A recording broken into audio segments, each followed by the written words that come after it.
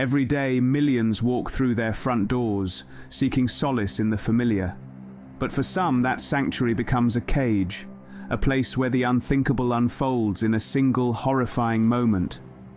In the quiet autumn of 2013, Deltona, Florida, became the stage for a harrowing tragedy that would forever scar the community. The seemingly perfect life of Yesenia Suarez and her two children, Thalia Otto, 9, and Michael Elijah Otto, 8, was shattered in an instant, leaving behind a trail of heartbreak and unanswered questions. Today, on Eye for an Eye, we delve into this chilling case of the Toledo Family Massacre. Join us as we unmask the tragedy. A fractured family. Yesenia Suarez was a 28-year-old dedicated mother and a hard-working professional. Balancing a full-time job at American Canine Detection Services in Lake Mary and part-time classes, she was the epitome of a loving and ambitious single mother.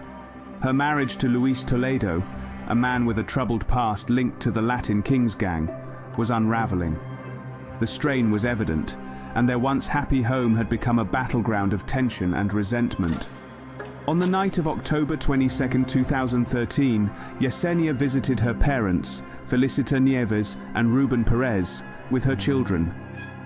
The atmosphere was tense as Yesenia confided in her mother about her plans to divorce Luis.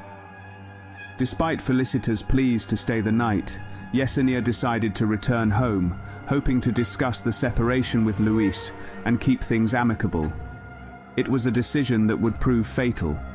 The vanishing act. The following morning, Felicita's calls to her daughter went unanswered, which was unusual and deeply troubling.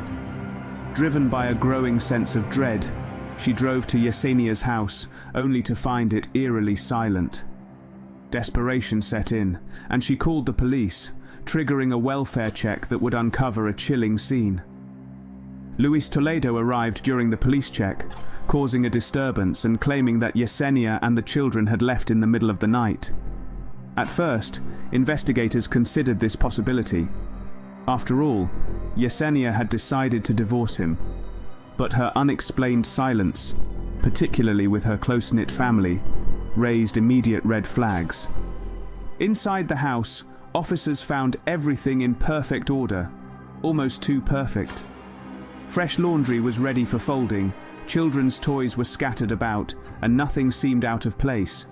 Yet the overpowering scent of cleaning agents like pine sol, bleach, and vinegar filled the air, strongest down the hallway leading to the master bedroom and bathroom. The smell set off alarm bells in the investigators' minds. Witnesses in the night.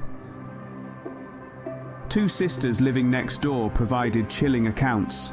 They reported hearing screams and cries for help around midnight, but dismissed the noise as teenagers' antics until they saw the police the next morning.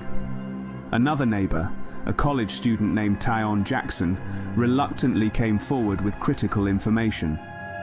Jackson recounted that around 6 a.m. on October 23rd, Luis knocked on his door, requesting a favor. Luis needed Jackson to follow him to Lake Mary, about 30 minutes south, to drop off his wife's car, a 2013 Honda Accord. Jackson complied, believing the car needed repairs. However, what he witnessed was far more suspicious.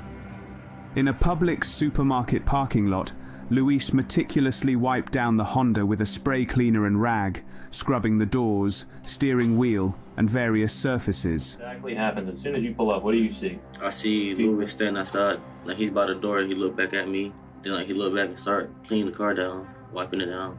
As soon as he cleaned the car stuff, I had a feeling like something bad happened in the house last night. This thorough cleaning immediately aroused Jackson's suspicion. The tension in the car was palpable as Jackson tried to sort out what exactly he had just witnessed. The unease grew when Luis stopped at an apartment building's parking lot, disposing of items in a plastic bag, including the spray cleaner, rag, and a floor mat. The interrogation. Luis's story to the police was inconsistent and unconvincing. He claimed to have slept in his car after an argument with Yesenia and found the house empty when he returned at 8 a.m. His account conflicted with the neighbors' testimonies and the suspicious circumstances surrounding the car. Jackson led detectives to the Publix parking lot, where they found Yesenia's Honda Accord. Inside, they discovered Yesenia's purse, ID, wallet, and work badge. Her cell phone was wedged between the front seat and console. Despite an extensive forensic examination, no definitive evidence of Yesenia or her children was found in the car. The evidence mounts. The dumpsters in the parking lot revealed discarded items, including a floor mat, cleaning supplies, and a boot with a small but visible speck of blood. Back at the house, forensic teams discovered that targeted areas had been cleaned thoroughly. In the garbage bin outside, they found empty bottles of cleaner and a very wet shower curtain. Despite the thorough cleaning, forensic experts found traces of blood in the master bathroom, particularly on the closet door, door frame, bathtub, and floor. Most of the blood matched Thalia, Yesenia's daughter. No traces of Yesenia or Michael's blood were found in the house. The chilling conclusion. Based on the evidence, the Volusia County Sheriff's Office concluded that Yesenia Suarez and her children were deceased, although their bodies were never found. Luis Toledo was arrested and charged with their murders. His trial in 2017, held in St. Augustine due to local publicity, resulted in a life sentence without the possibility of parole for Toledo, who never revealed the location of the bodies. The aftermath. As the community learned about the tragic events, the search for Yesenia and her children intensified. Vigils and rallies were held, with family and friends pleading for information and justice. Despite extensive searches, the bodies of Yesenia, Thalia, and Michael Elijah were never found. A family's unending pain. A decade later, the pain of their loss remains fresh for Felicita Neves and her family. Felicita Neves, despite her heartbreak, has turned her pain into a mission. She tirelessly advocates against domestic violence, hoping that no other family will have to endure the nightmare she has lived through. Every year, on the anniversary of their disappearance, she gathers with friends, family, and community members to remember Yesenia, Thalia, and Michael Elijah.